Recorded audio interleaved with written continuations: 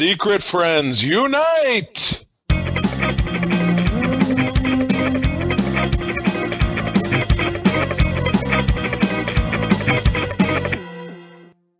Welcome to the Secret Friends Unite podcast. This is your guide to the geek side. This is episode 315. I'm Todd Oxtra, joined by Charlie Carden. What's going on? Sunday at the end of my birth month. It was my birthday. Was that this one? I don't even know. I think it was my birthday last week. But I'm 45 now. I'm halfway through my 40s. Todd, being that you're 55 and you're halfway through your 50s, how does that feel? I'm just kidding. Yes. And unfortunately, we have to start this episode on a sad note. We've talked about our friend Bobby Paul's battling COVID for over 4 months. Just a couple of days ago got a note that he had been transferred to another hospital as he had a slow recovery ahead of him to get back to health. And unfortunately, I was notified by Mark, actually, through our friend Sean Capri, who is very close with Bobby, best of friends. They could be brothers from another mother. And Mark told me that Bobby had passed. Yeah. Oh, my goodness. Just, wow. In a time when, we have COVID vaccine available, and we all really want to believe that we're turning the corner. It's foolish to think that that's the case. COVID is still so very devastating, and it's so important for people to continue to be safe. And Bobby was a great guy. He was on the show with us many, many times. We had a lot of fun. He and I, kind of going back and forth about DC and Marvel stuff, because he was to DC cinematically kind of what I am to Marvel, just the unapologetic fanboy, making every stab possible to prop up something that maybe wasn't the greatest. Though of course with Marvel it never happened, because everything was great, and we're not thinking about the Inhumans. But Bobby was last on with us. My God, was it in 2018 when we were talking about Aquaman? No, it was Joker. That was Joker. We did that, and that was really we thought we'd have him on for future shows. Bobby and I go way back. That's how he came onto the show, and really we got to know each other before this podcast came to be, through Nintendo, through our Facebook group. Just our love of video games, and at times we would argue about some things, but we always came back to our love of just something we were passionate about. And that's when I told Charlie, hey, it would be great to have Bobby on. He's a big DC fan. We're going to talk about this. And he came on the show first as I would do my little side video game podcast before co-op mode, and I said, hey Charlie, I think you might enjoy having a good discussion with Bobby, because Bobby, regardless of how he felt at DC, always said he just enjoyed things. He talked about how he discovered Batman because of his dad, and also discovered Star Trek because of his dad, just like many people did. Right. We just have those memories. So this is really hurts my heart. A little numb from it, to be honest. And this come out Friday, so we'll obviously know more about how they're going to memorialize Bobby. But from our side, we've got some old episodes that I'm probably going to roll out. I even found one video episode of the Wonder Woman spoiler cast that I'm going to basically prop that back up and share broadly, because I just want people to see Bobby and hear his voice. And that's the best thing you can do with people is the ones you love and care for the most. Keep them alive by remembering the things that they did and made them special to you. So Bobby, rest in power, my friend. The world was better because you were here, and you brought a lot of people together. So thank you. Yes, indeed. Yes, rest in power, my friend, please. We will. It was Dr. Leonard McCoy who said they're really not dead as long as we remember them. So keep him in your heart. And please stay through the end of the podcast, because we'll be featuring Bobby's first appearance on Secret Friends, where he gave us his background on how he became the geek guru, and later the Nintendo guru, specifically through his love of Batman and that relationship he had with Batman with his father. Thanks, Guru, and rest in power. Well, we want to bring you back up in good spirits, and one of the best ways we can do is reminisce about a horrible or fun comic book cover, and that is comic book classic cover in a way that was kind of cringeworthy because we don't know what's going to happen. That's Captain America 315 featuring the Serpent Society. This is, I believe, is that Black Mamba? That is, God, let me get Cottonmouth.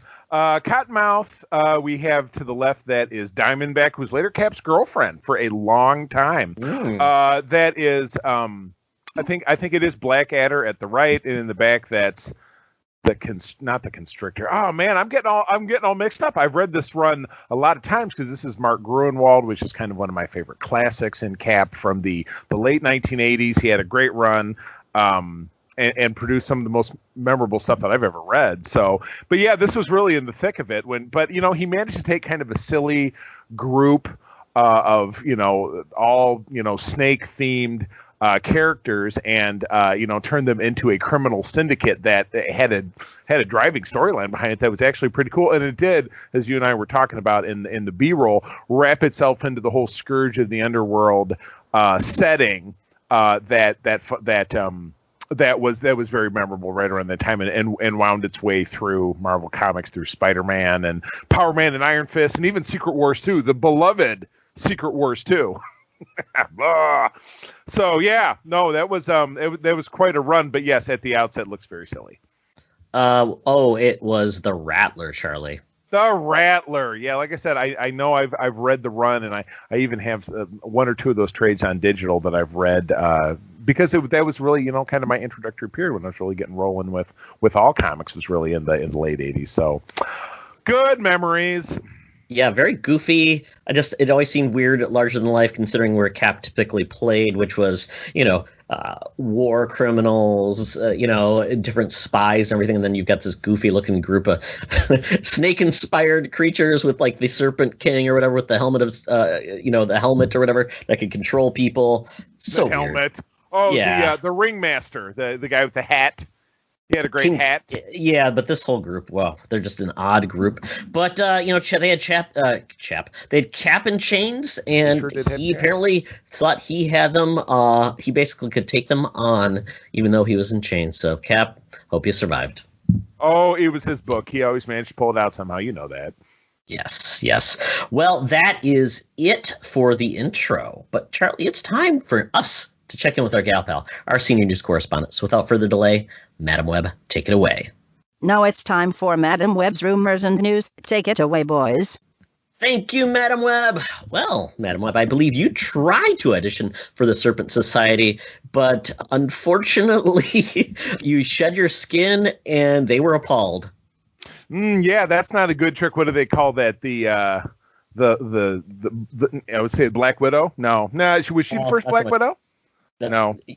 There's probably a female snake that could be out there, but yeah, she loofah'd and all her skin came off and. Nobody wants that. Oh my God! All right, let's jump right on into it. This Thursday, March 4th, so yesterday, if you're listening to this on March 5th, we are getting the conversion of CBS All Access, which to me just makes me think of old people, into the bright and shiny Paramount Plus. We've been talking about this here on this show and, of course, over on Code 47 because it's so impactful of Star Trek, being that Star Trek is a CBS Viacom property. But they are going to be rolling out just a laundry list of new properties and new and existing properties. Most importantly for me anyway, Paramount Plus will be the exclusive global home of every single solitary hour of Star Trek on television. Pretty sure they're going to have all the movies as well, but that's certainly less significant than being the only place where you can watch the 1973 Star Trek the Animated Series. But yeah, which Charlie has only seen 85 times because even he can't watch it in 86. That's the one that I've been like, I think because April and I were being like, I want to see all the Star Trek because she hadn't seen them, and it's like we were grinding through, and that was the last one we were like, And then Alex and I are going to, because we're going in sequence, we're doing half seasons at a time because we want to touch every episode. But that one, I was like, we're going to have to grind through it, man, but I think it's a little further down the road just based on the schedule. But anyway, they are going to be rolling out kind of the following, an untitled Avatar spinoff. Todd, I know when they say Avatar, is that the Airbender, not the horrible? It is the Airbender, and the good news is that is actually going to be bringing back the creators of the show. There was supposed to be an Airbender Avatar movie, and they were not involved, so hopefully this means that stuff is dead, and because that was a Viacom Netflix thing. So hopefully that means everything's coming back. But it sounds like they're really going to really focus on Avatar as being a big part of this animated universe. So that's very cool. And look at that, just to kind of blast through it real quickly, Behind the Music, which is a classic MTV. Absolutely. Loved it. I dug it. Criminal Minds, a reboot of the classic procedural. Not really my cup of tea, but you can see how people would love it. Dating Naked from VH1. Canceled in 2017. Why they're bringing it back now? I was going to say, so popular, we're bringing it back. Right, exactly. It can only be canceled, Charlie. You can't kill it. You can only cancel it. Right, it's still exactly. live. Yeah. It's still live. Dora the Explorer live action series. That movie was kind of fun, so I kind of enjoyed I never watched that. It could be fun. I'm assuming the movie will actually be on the service too. I wouldn't be surprising. A television version of Fatal Attraction. What? The 1987 Glenn Close and Michael Douglas film. Brought into the 21st century, told through the lens of modern attitudes when it comes to strong women, personality disorders, victim shaming, and coercive control. Fascinating. Flashdance. It's a fine line to go across. I hear you. Yeah, I know. You're really playing with fire. No pun intended. Flashdance, the movie from 1984, getting a treatment for TV. Just a Steel Town girl on a Saturday night.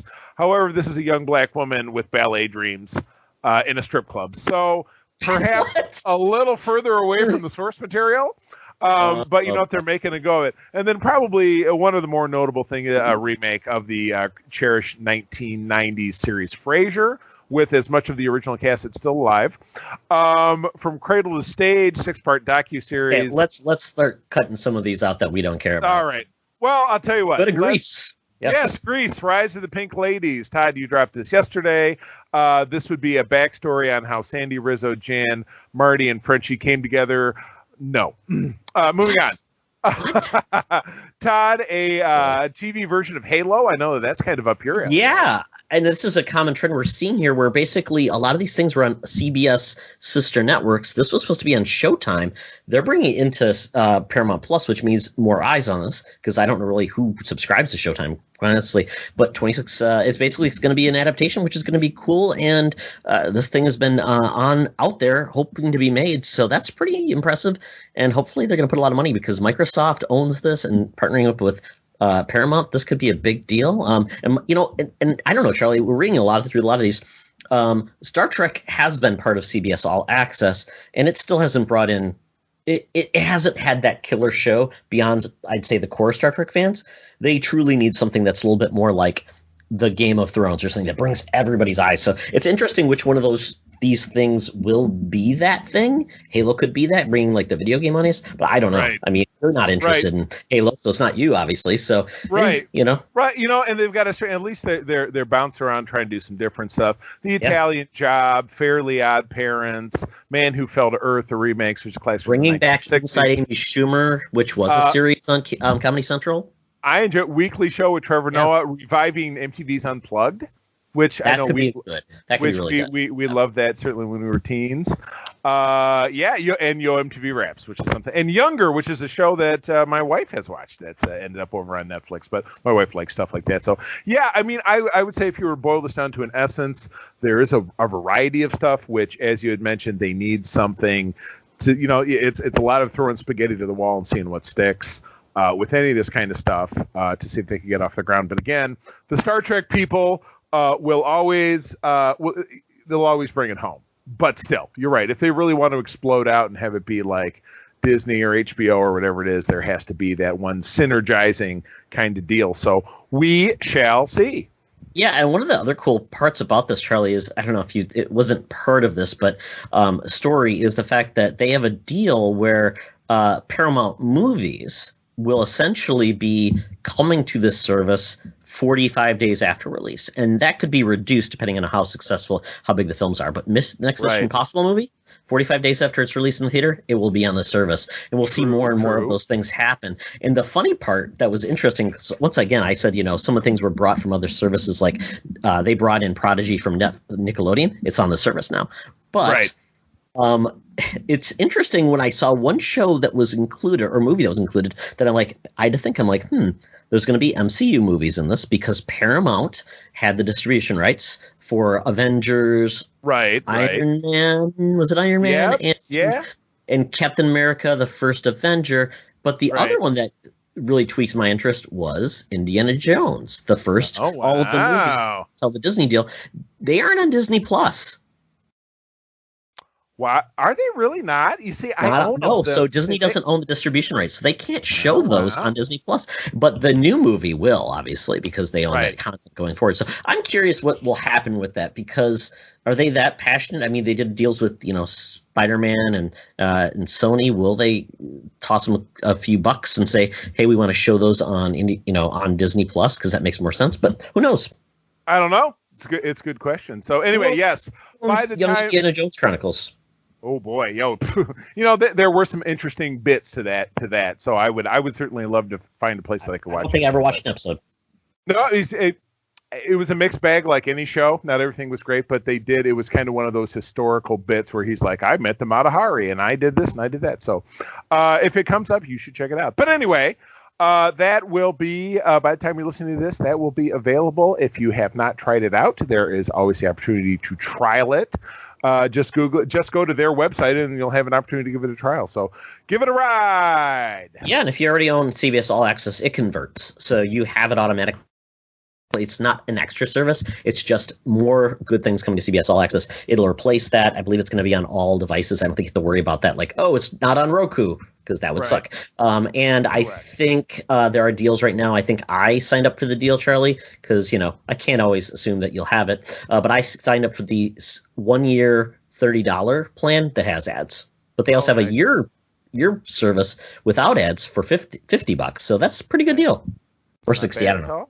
Yeah, give it a ride. And again, as we always say, supporting content creators and things of this nature is what's going to get new content continuing to be made, not the age-old, I'll just use somebody else's login. You gotta pay the piper.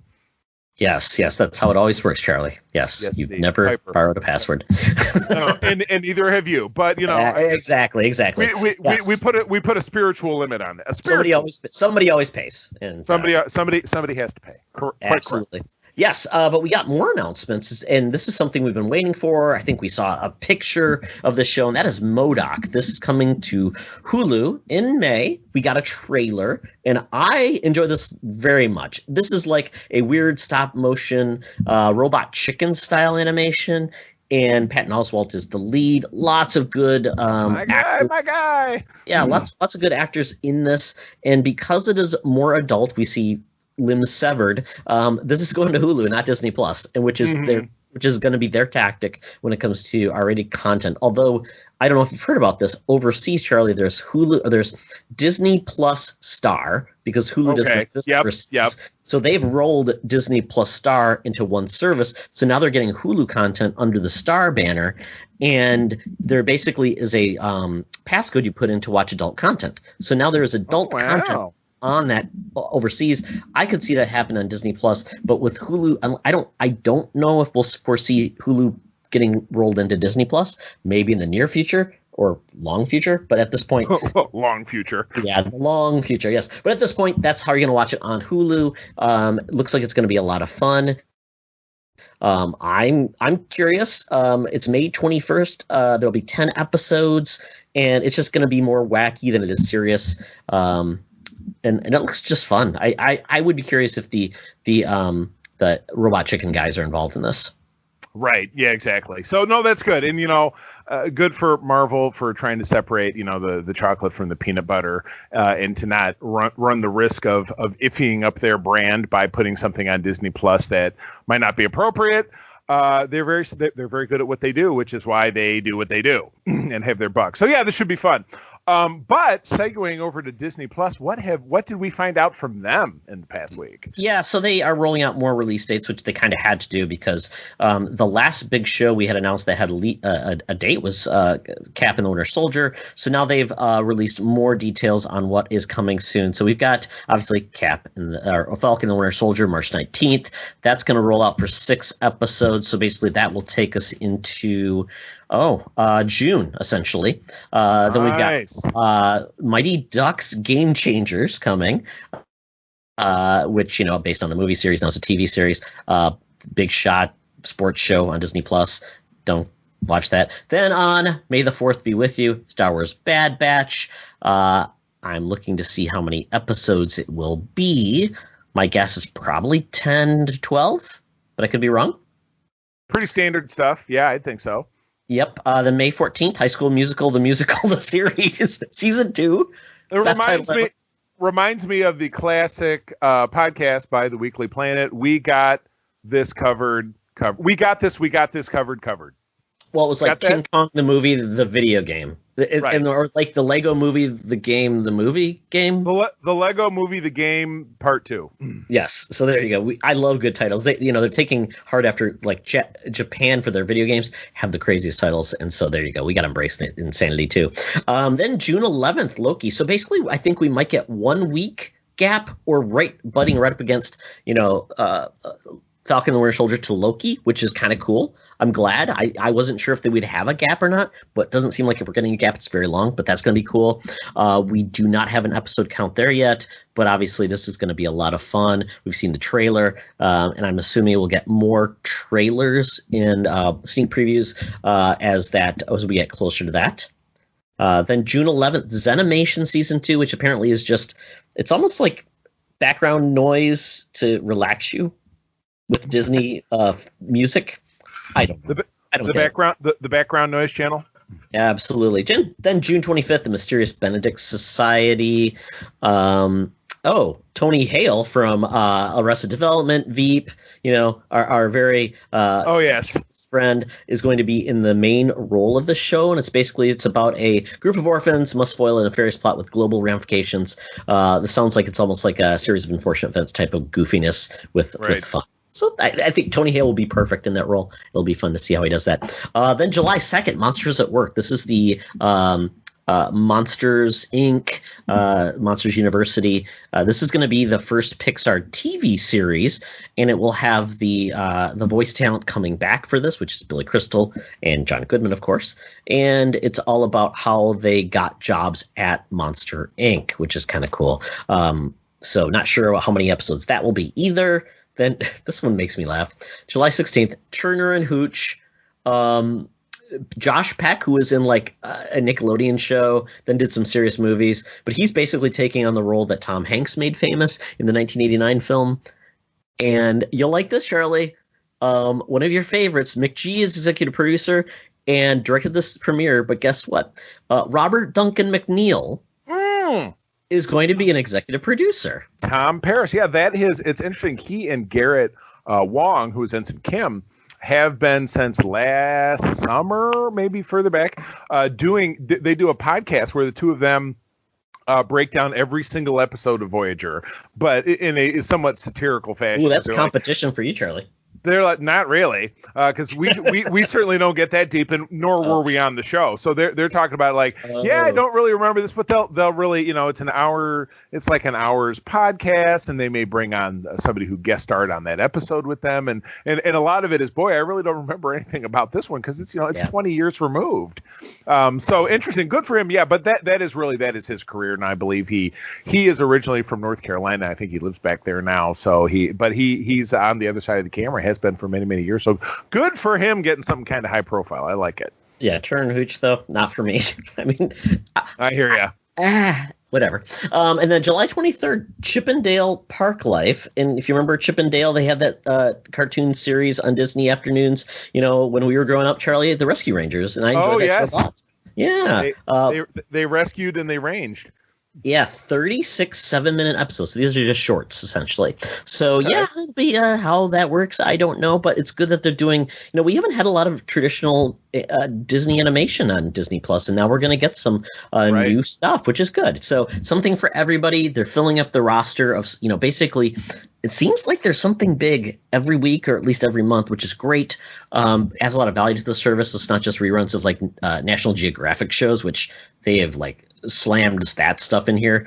But at this point, we really don't know what's coming in August, and that would be right around the time we'd have a gap in the MCU content.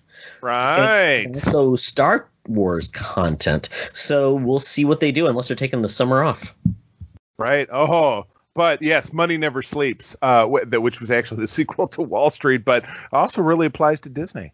Very interesting. And what we don't know, though, is will any movies that are scheduled to be in theaters now end up appearing during the summer because theaters do not open, but we shall see. One does not know. I mean, theaters are technically open right now, but it's a little bit here and there, and it's certainly not anything that anybody can bank on globally. So, very weird. So anyway, moving on. Deadline has confirmed that author, and please help me with this dude's name, is that Ty Nacedi Coates? Perfect. I don't know. Yes, thank you. Close enough. Good. Okay, you know who we're talking about. Is writing a Spider-Man reboot feature for Warner Brothers, which J.J. Abrams is producing under Bad Robot. This news dropped 4 or 5 days ago.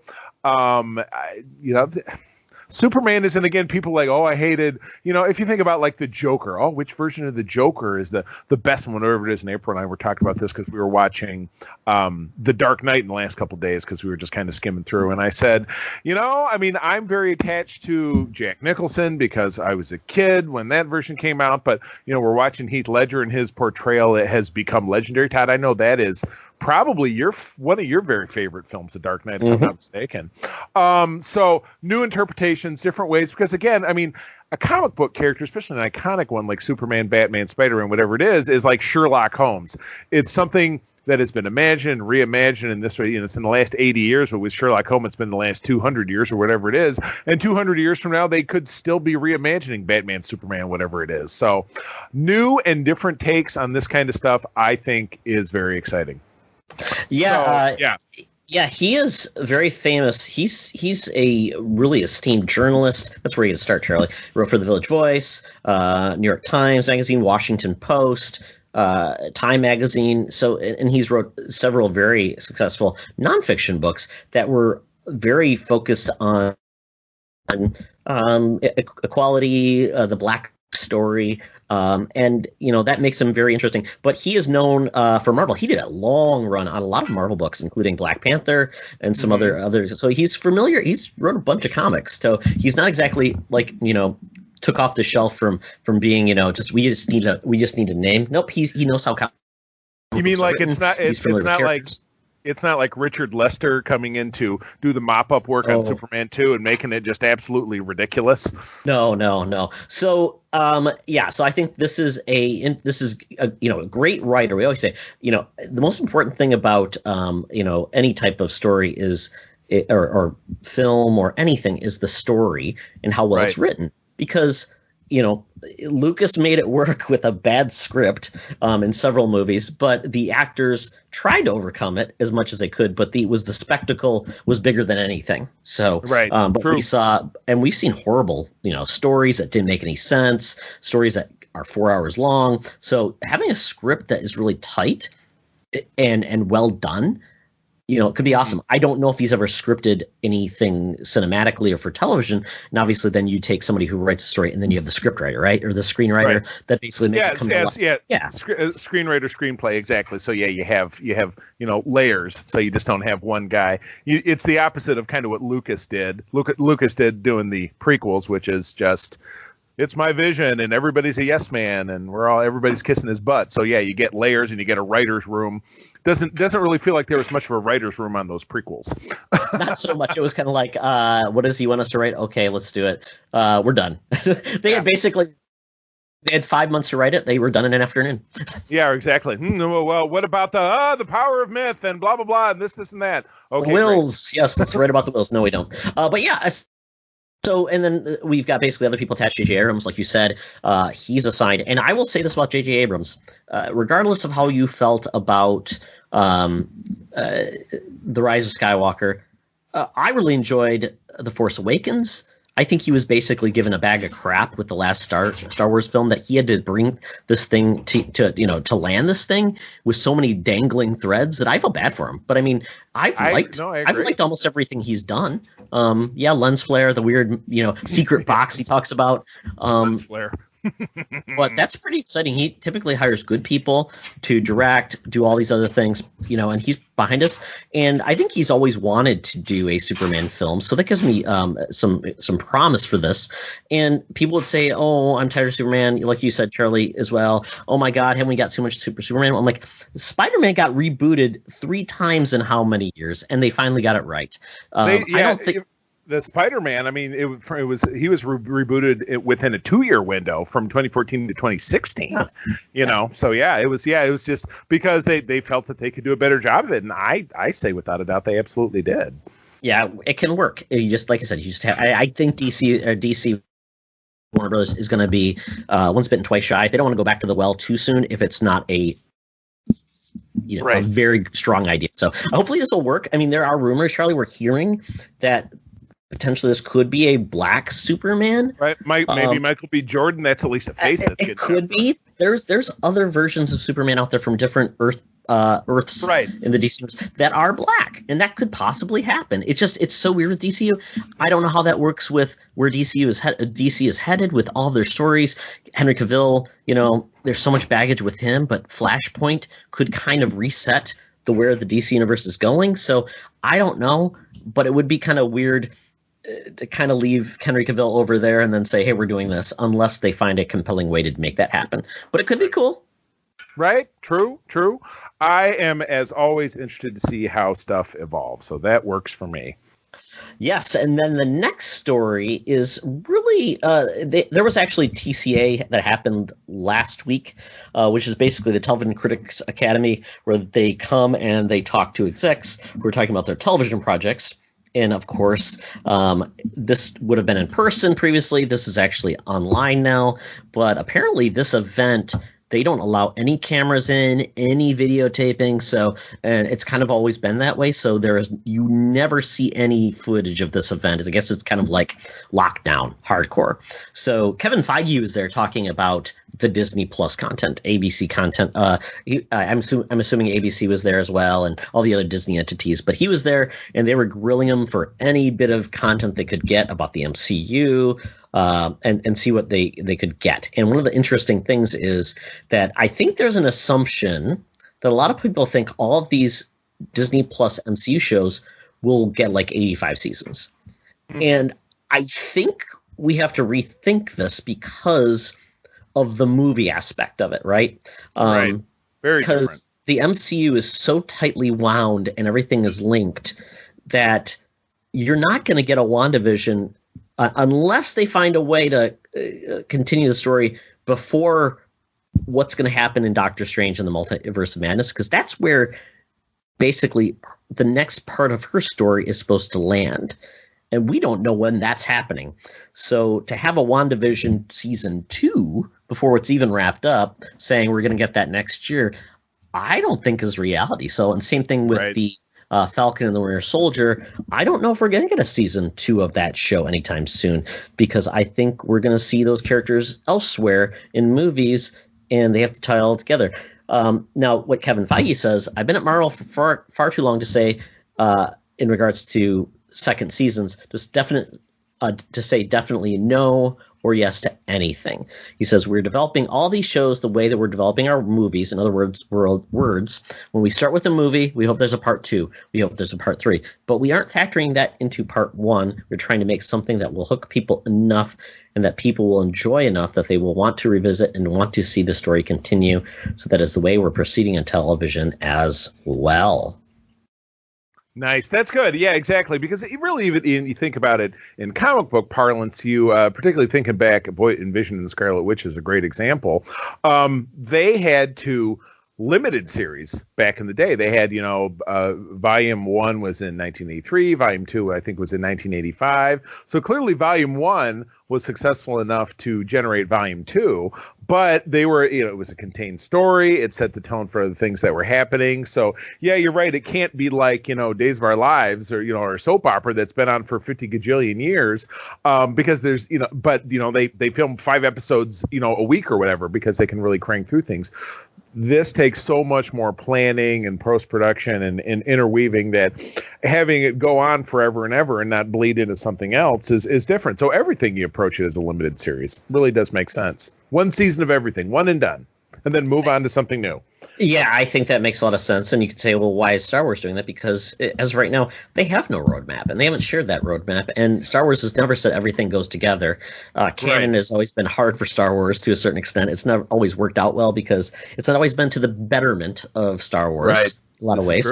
Star Trek is canonized in a lot of ways. Very much so. Yeah, but they found their way around that sometimes.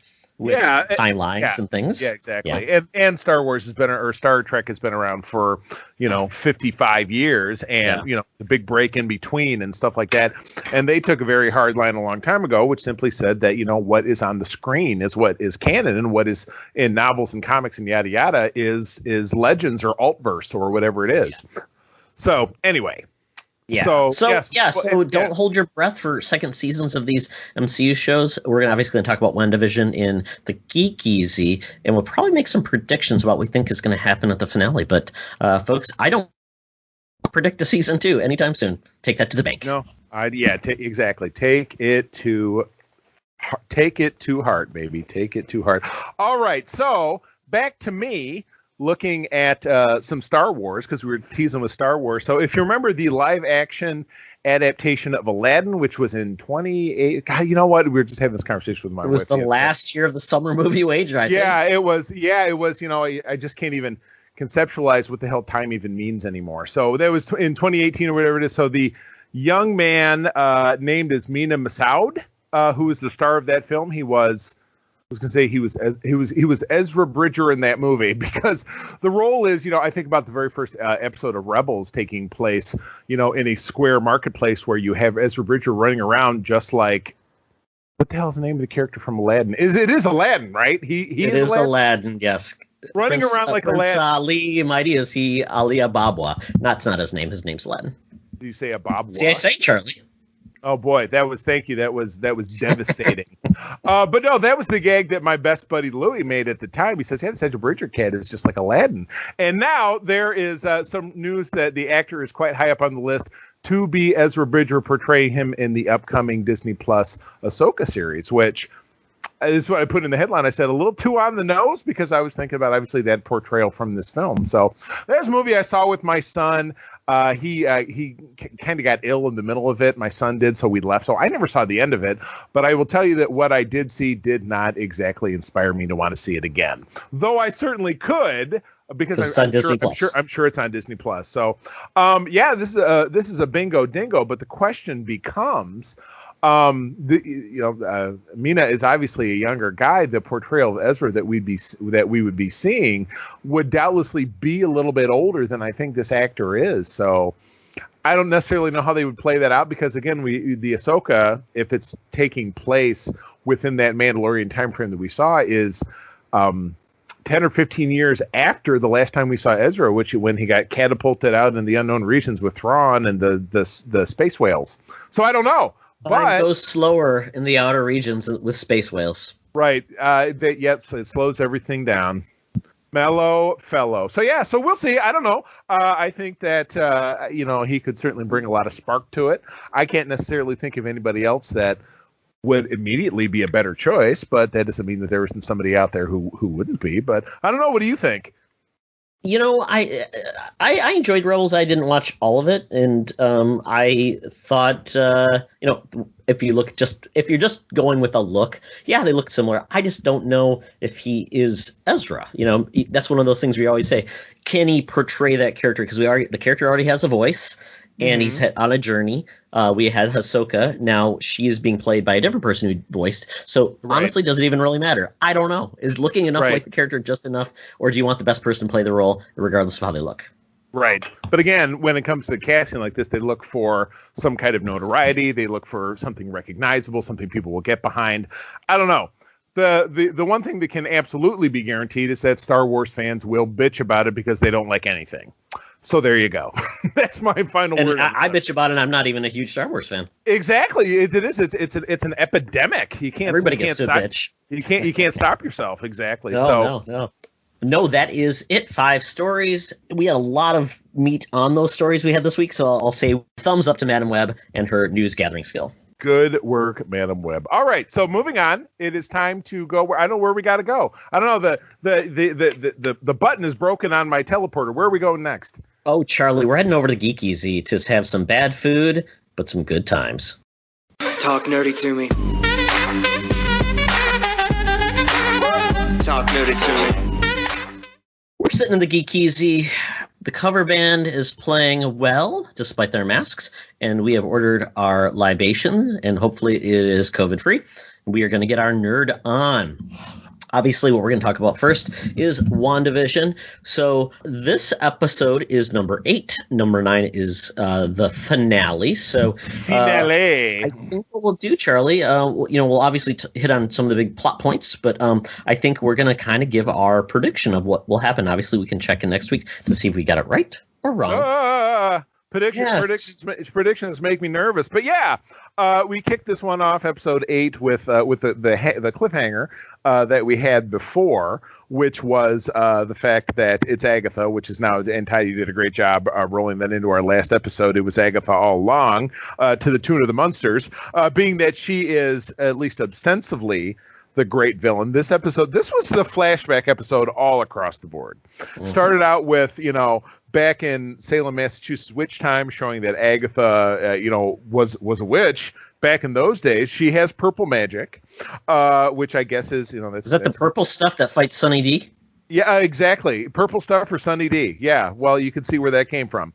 So we found out that, she annihilated her coven, including her mother, back in those days, and she has obviously soldiered on since then.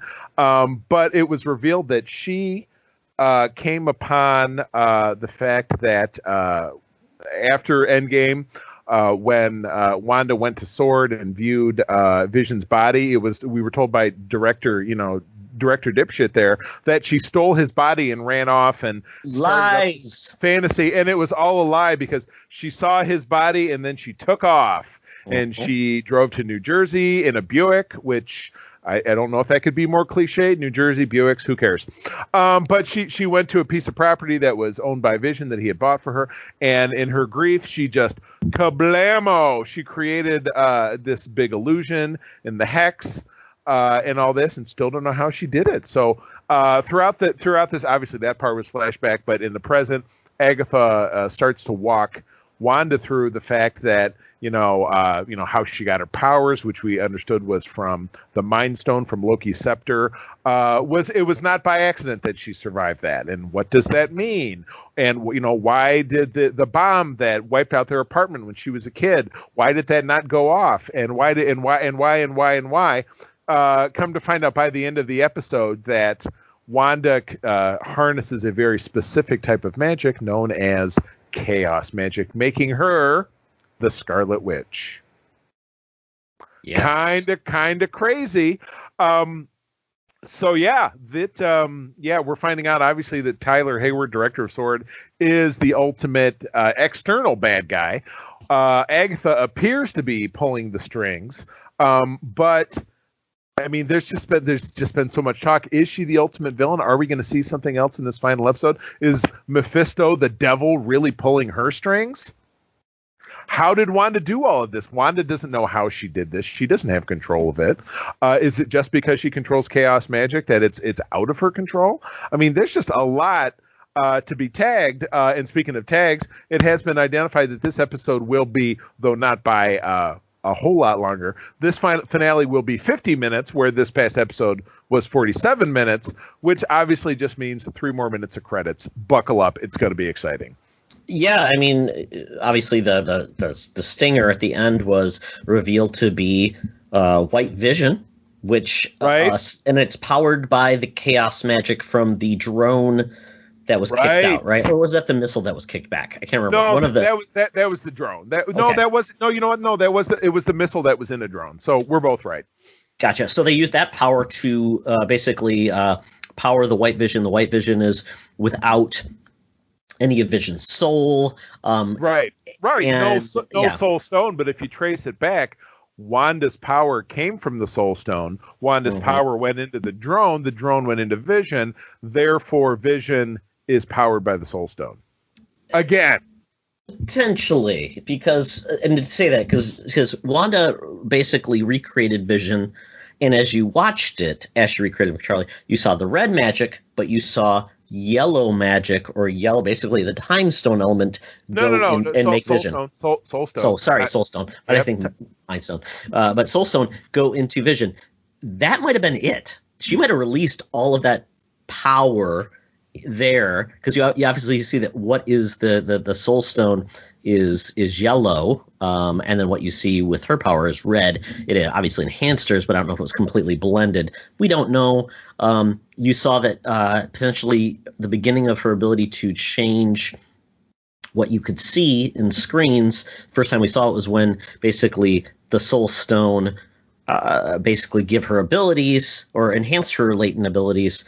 And that's when we first saw the first appearance of the, I guess, traditional Sokovian Scarlet Witch, because you saw like the outline, how it looked kind of like similar to her costume she wore in the comics. So we have that. And then we, ultimately Agatha, I don't know how she just showed up, right? Is she the one? So I'm thinking right now, and I'm just kind of babbling, but so Endgame is the last time we really saw Wanda and Vision have moments. And, right before they died, they were arguing about, what are we doing? And blah, blah, blah, should we be together? So no point did I feel like, and he obviously bought the property in advance hoping that would happen. But how did she find the deed? I mean, was that Agatha nudging her? Or was it something there? Because that where she stands on the house, underneath the house is said, which layer?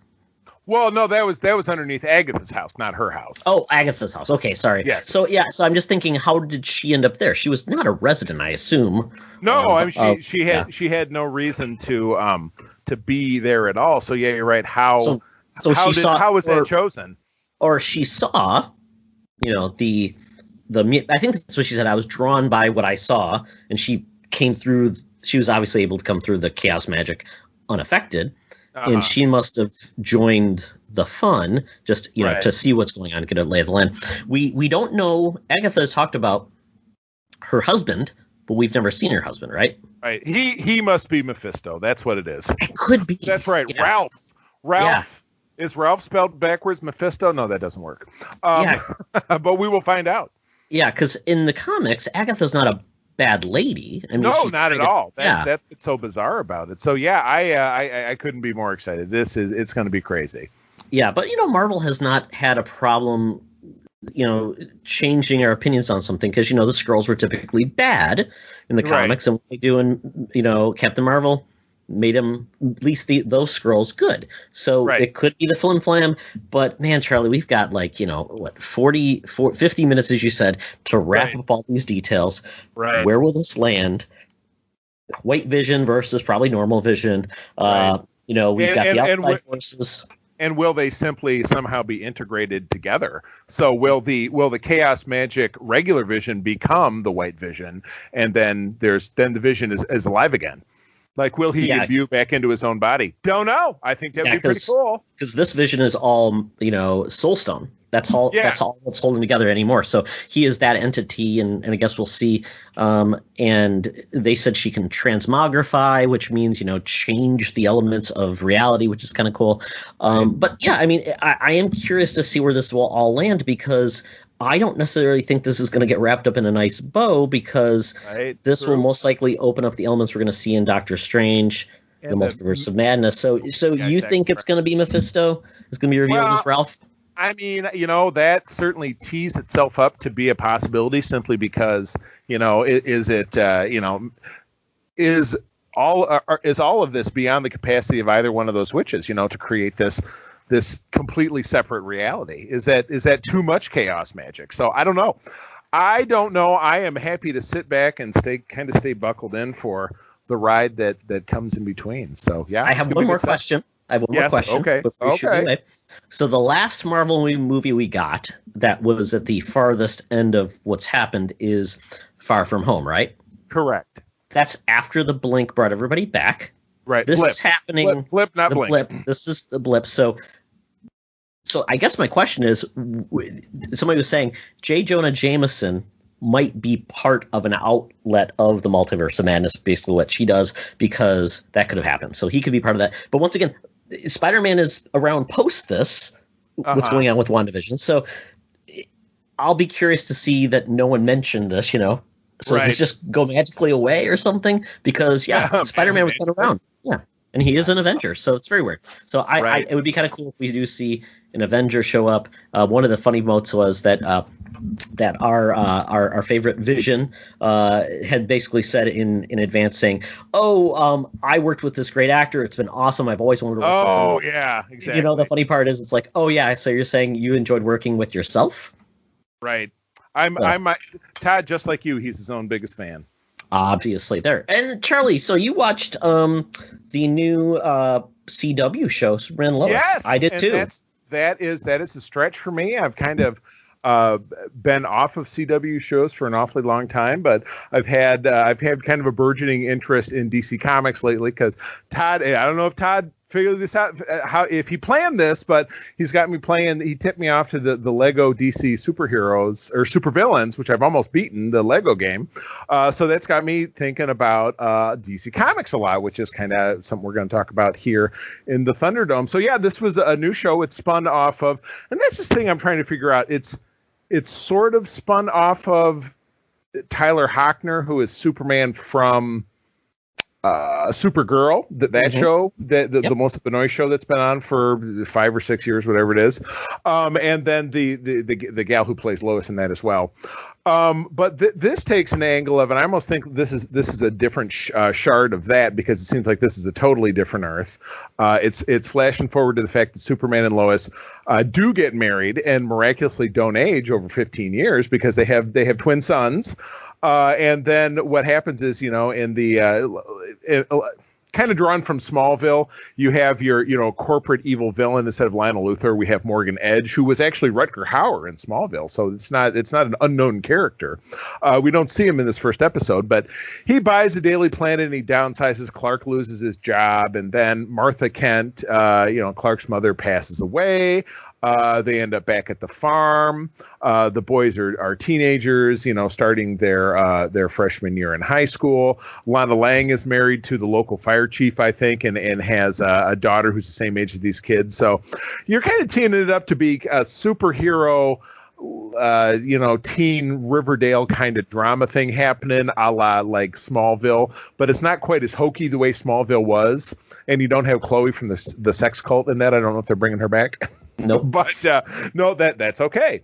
But I enjoyed it quite a bit. We did have a supervillain slug out. We had an unknown character, which is kind of tipped off at the end to potentially be someone of the Lex Luthor legacy, who but also mentions that he's from a faraway planet. So I don't know. I think this is kind of teeing up to be something kind of cool. So I enjoyed it. And obviously you're able to watch it. If you're a cord cutter like Todd and I are, you're able to watch it on the CW app on the following day. This one actually came out on my birthday, which is kind of fun.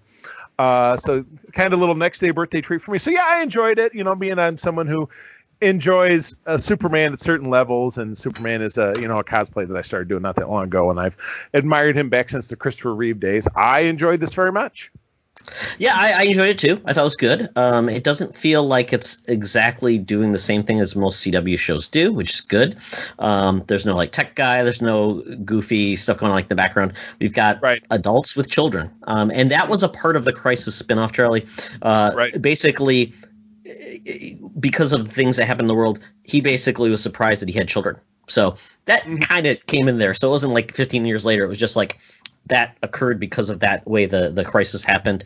He is on the same, and so that was a part of. He was always part of the Supergirl world, which is now merged with the rest of the Arrowverse characters. I don't know if they are or not. And John Cryer was Lex Luthor. Right. I think he died. Maybe. You know what? I am absolutely going to go back and watch that because it's available on the CW app, and it's also available as one big movie. You can buy it on Vudu for like $7 or something. And they go to Netflix when the season ends too. It's there as well if you want to watch it there without ads. Gotcha. So yeah, I will. I think I will go back and check it out. because I'm interested. But yeah, I think I will definitely continue to watch the show because I think it's pretty cool. I like it. Yeah. So then if it airs Tuesdays, then for Wednesday is when it'll be available for us users of the CW app with commercials. But you know what? The beauty of commercials in this modern age is when all of us are on our phones or laptops anyway, all you do is mute it and look down. Or go to the bathroom. Or go to the bathroom, just like in the old days. So that's it for me. Cool. I have been looking for shows to watch now because I'm doing more time on the treadmill. I finished The Expanse, absolutely great, but now I'm waiting a year for season 5 to come out.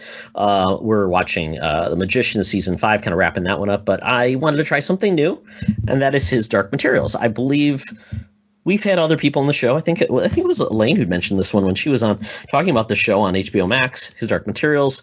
You might remember this as something different, as a movie called The Golden Compass.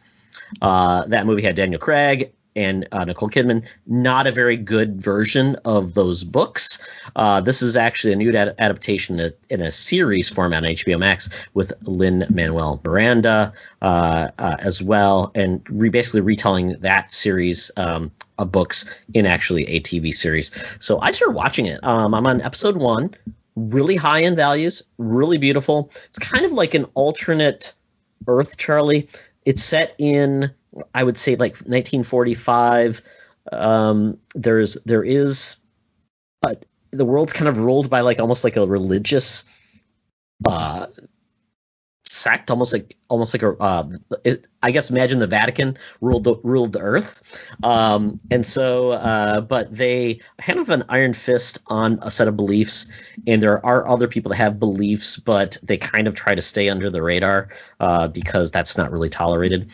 There is an organization that's basically a higher level of learning where they're given a pass to they call it basically a scholarly exception, which just basically allows them to do research and things like that and not be overpowered by the religious leadership, which is kind of where it lands.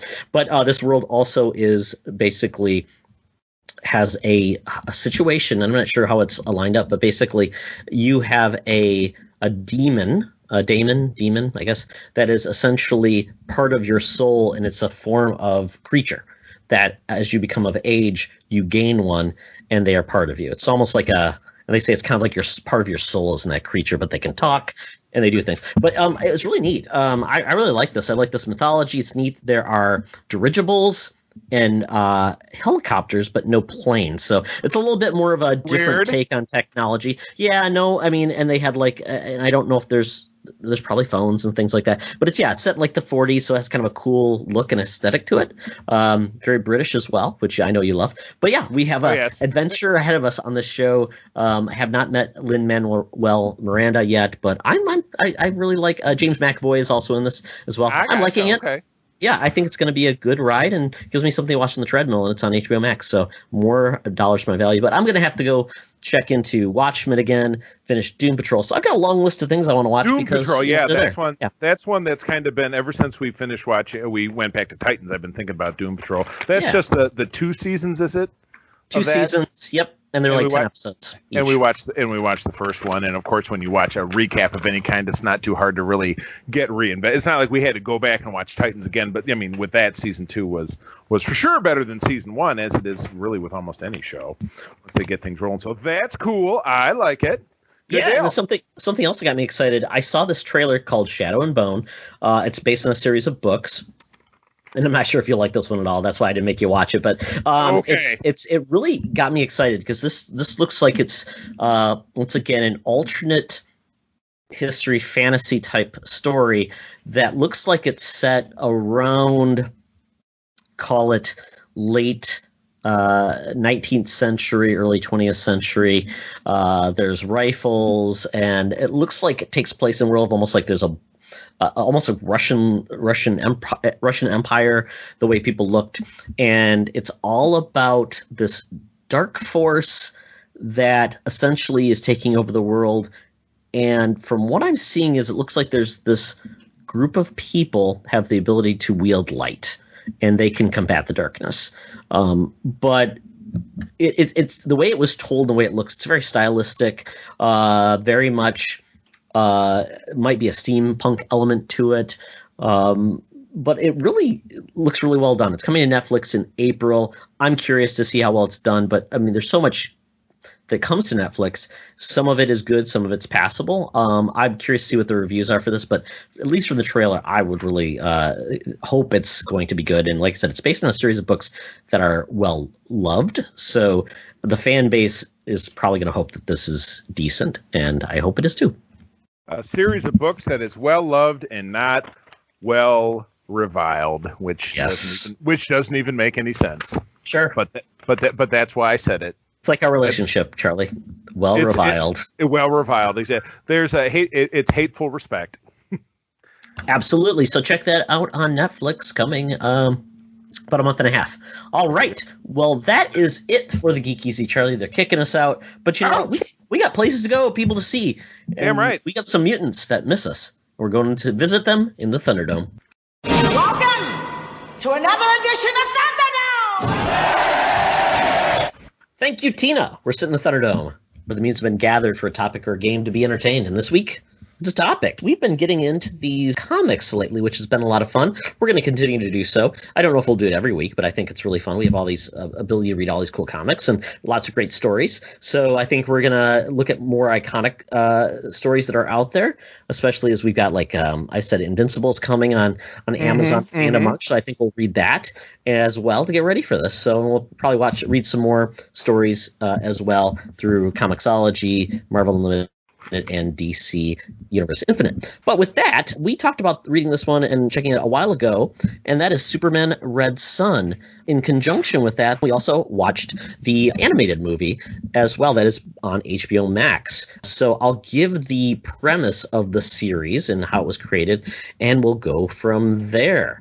Superman Red Sun is a 3-issue prestige format comic book miniseries published by DC Comics that was released under the Elseworlds imprint in 2003. Author Mark Millar and artist Dave Johnson created the comic with the premise, what if Superman had been raised in the Soviet Union? Received critical acclaim and was nominated for the 2004 Eisner Award for Best Limited Series. The animated movie came out in February 25th, 2020, starring Jason Isaacs, Amy Acker, Diedrich Bader, Paul Williams, Roger Craig Smith, and Vanessa Marshall. And just a fun fact, there's actually an episode of Justice League Action, which was a fun little animated series, which did the same thing. They did a take on it called Keeping Up with the Kryptonians, where Mr. Mxyzptlk and to Kosnia, where he becomes a variation of Red Sun Superman. And there's a couple other pieces that will go in later that we found in Wikipedia, basically adapting this story as well. And as we talked about the Court of Owls, you know, kind of one of those big stories to Batman, this is one of the most, I would say, well-revered Superman stories in quite some time as well. So, Charlie, we both read it. So, you know, I don't want to go too deep into this, but I mean, both the comic and the movie are different enough that I think both are well checking out.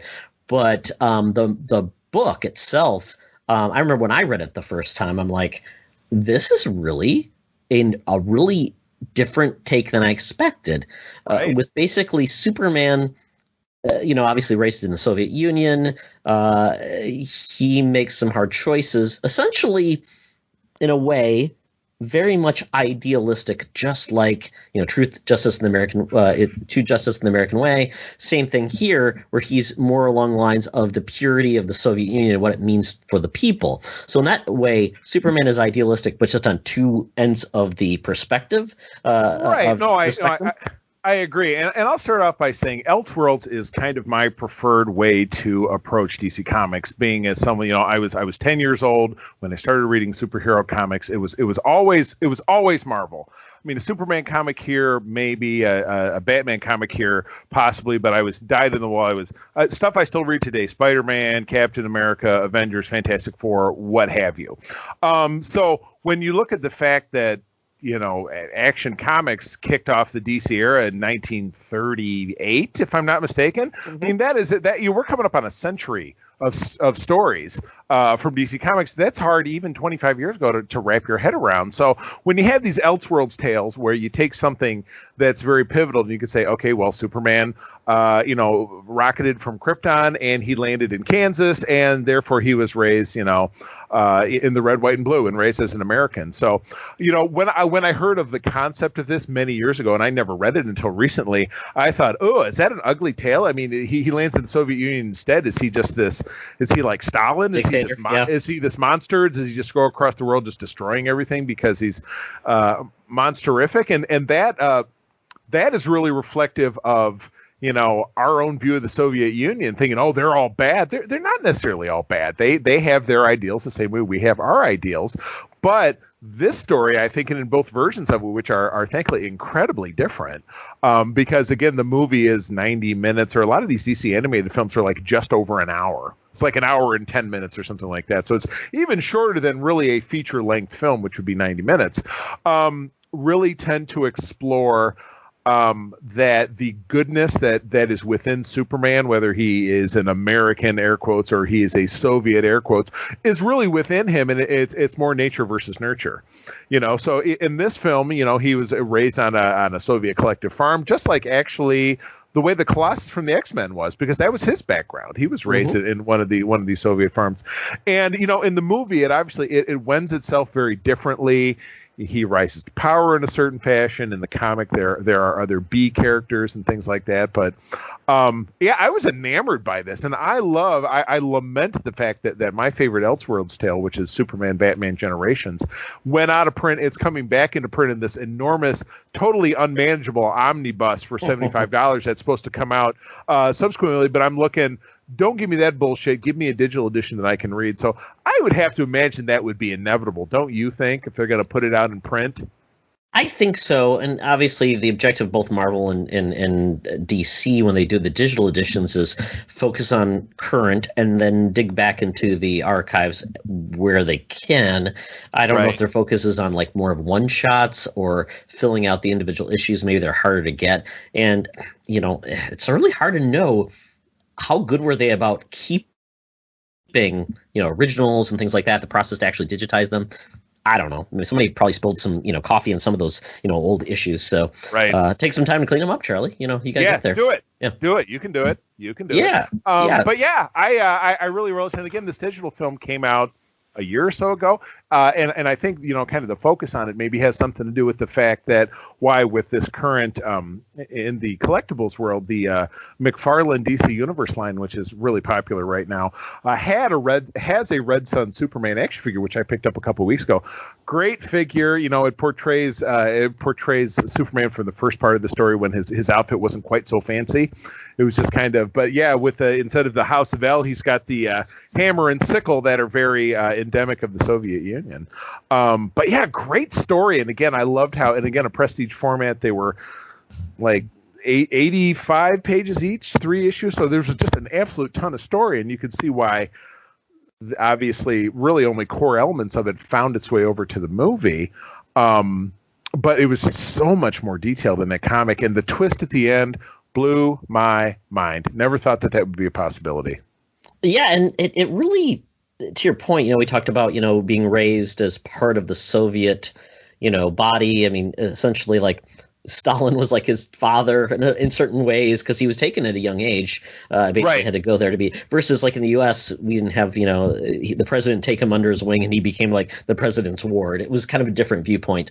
So, yeah, it was a little bit different. And the roles of like Lex Luthor kind of put on its ear in a way. Jimmy Olsen, the relationship with Lois Lane, how they introduced both, Wonder Woman, Diana, which was kind of an interesting take as well, and also then the Green Lanterns, which I don't want to give anything away, but Charlie, I think if you like this, I think another book you'll have to read is New Frontier.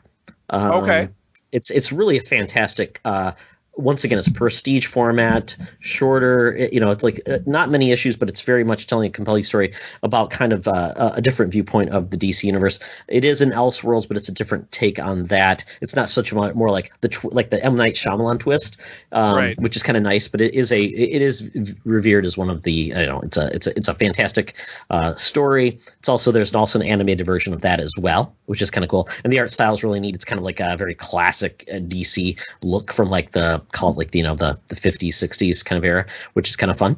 I love how DC in their animated movies, they take on as much as possible the look of the source material they're working with. Because in other ways, they could just use one style that could work for everything. Like everything could look like Batman the Animated Series. They chose to try to, as much as possible, make it look like the series is based on the animation, so it has its own feel and look, and it kind of maintains that because it's kind of like respecting the artist who created this. In this instance, Dave Johnson. I felt they did a great job in the animated movie, kind of mirroring that, which was awesome. It was interesting their choice of the voice actor, though, for Lex Luthor was Diedrich Bader, who played Batman before. Right. Which is kind of an interesting take. Yeah.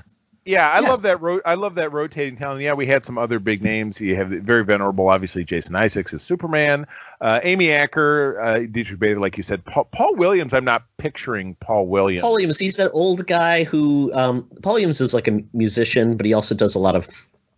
He was on the Muppet Show back in the day. He's a very short, blonde guy. I believe he was in Cannonball Run, Charlie. Kind of a character. But he does a lot of voice acting as well. But yeah, look him up. Paul Williams. He's a very interesting guy, and he just. Kind of an oddity if you think about a very short guy. Like I think he's under 5 foot tall, but was a musician, composed some things, and yeah, he keeps on popping up. So very weird. But yeah, I mean, great, interesting talent. It's there this is on HBO Max, so watch it there if you can. It's really fun. Like I said, I don't want to spoil too much, but the movie and the comic are different enough. There's something to get from both. But if you really want the deep dive, read the comic. It's really a blast. Totally, yeah, absolutely. Yeah, so one thing I just want to say, some other areas where they adapted this series, or at least focused on, in the third season of Superboy, the TV series in 1990 to 1991, there was an episode called Roads Not Taken Part 2, which predated, obviously, this story, which apparently Superboy jumps through a portal to escape, and it basically was raised to be the sovereign of and dictator of a foreign country. So that's the Superboy TV show, which is horrible, which I watched on the DC Universe app. Don't ever watch that show. But also, in the fourth season of Supergirl, apparently I didn't know this happened, Supergirl is exposed to black kryptonite, which creates a clone of her. Her clone ends up in Siberia and is secretly trained by the Soviet military under the codename Snowbird. Interesting. Ooh, Snowbird. Dun, dun, dun. Yeah, so there this you is cool. go. Yeah, and I would say, I love doing these recaps like this, and let's definitely still keep them spoiler free, because I would love to have this generate some interest, and then have people hit us up on socials and let us know kind of what they're thinking about it. Absolutely. Oh, one last thing. There's actually a motion comic series released in July 2009. It was a motion comic, which you've ever seen any of those as well, but you can find that apparently on DVD. Motion comics, Charlie. That DVD. Weren't there some of those from the X-Men, like during yes. Josh run, the Astonishing X-Men or whatever it was? Absolutely. Motion comics. Yeah. It's kind of like you're just not good enough to make a cartoon, but it's so close. Yeah, it's probably not as bad as the original Marvel cartoons back from the 60s. So I'll take a motion comic over that crap. Absolutely correct. Well, that is, if I'm not mistaken, the end of the road. So, yeah, that's the end of our show. Friends, as always, thank you for joining us. We are an exuberant program in the belt notch of the Secret Friends Unite podcasting community, including, of course, this lovely program. Co-op Mode, which is about video games. Todd and Mark Carabin, the Canardian. Code 47, that's myself and fellow ship captain Alex Terry, and the Holocron Chronicles, which is Mark Karabin and myself. So yeah, you can find us wherever podcasts are found. Recently found out we're actually available over on Amazon Prime, which I think is awesome.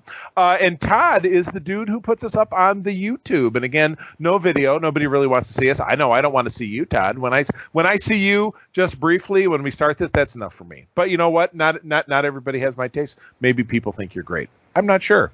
But at any rate, like and subscribe and leave us a review. We do have some fun giveaways for people who give us some love out there. Really does help the program out, increases our visibility. So let us know what you're digging about on the podcast service or YouTubery of your choice. We're over on Twitter at SecretFriendsU.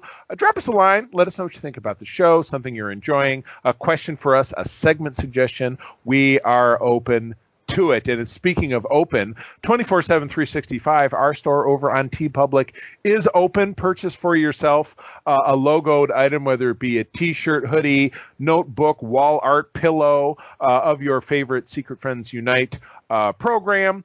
Proceeds from the store do benefit a charity that I work with, that the wife and I work with here in Michigan, called the League of Enchantment, which does benefit kids across the country with outreach programs. So that's about it. Once again, friends, thank you for joining us. I'm going to tell you, as always, that sharing is caring, and to keep on trucking. Be the hero, not the villain. In the truck. Welcome, everyone, to the Secret Friends Unite podcast, episode 36. This is called the E3 Amiibros. And I'd like to introduce our special guest this episode, the geek guru himself, Bobby Balls. What is up, fellas? How you guys doing tonight? Chilling. Thank you for having me. Let me start off with that. I really I feel honored that you guys invited me to come on this week and discuss some stuff. So I appreciate that. Yeah, and Bobby, man. Give us a little bit of your geek background. I mean, I started comic books when I was like 13, 14 years old. The first comic book I ever read was Batman Year One by Frank Miller. And then quickly after that went to The Dark Knight. My dad bought it for me. It's funny, I did a video with my dad, and I said to him, if you knew what was in that book, I don't think you would have bought it for a 13-year-old boy. I think he would have been a little lenient on that one. It's a little blue. Yeah, it's a little, yeah. But that was when I fell in love with Batman. I used to draw when I was in high school, and then I stopped reading comics for a while. I mean, I played video games and stuff when I was also around the same age. I stopped reading comics when I was about 20, maybe a little bit later than that. Just kind of like thought I was too cool for it, and then started collecting statues. I think you guys saw my collection a few weeks ago. I posted it on YouTube. And that basically, when the new 52 hit, that brought me back. Just because Snyder and Capullo, the work they were doing on Batman, just blew me away. And I figured if I was going to come back, because it did kind of get a little muddy. It was hard to just dive back in and start reading again after taking so many years off. So the new 52 was perfect for me because I was able to come back in, start reading again fresh. Basically, though, what I do is I have a pull at my comic book shop, and then I go and I pick up. But I don't typically – I binge read. So I'll wait till I kind of get like a series together. Like I read all the Court of Owls, and then I read all of the Death of the Family, and then 0 Year. Like that's the way I broke it down and was reading it rather than reading an issue and forgetting what the heck happened the next week or the next month. So I run into a lot of that myself, and it's funny you mentioned that breakdowns in that particular series because that's how I followed it in the trades because I picked it up late. It was only that last leg that I got at every issue, and it was less coherent that way. So I kind of agree with what you're saying. Yeah. So that's basically me in a nutshell. Like, and now I'm back to reading comics and I'm playing video games all the time and just enjoying it, just having fun with it.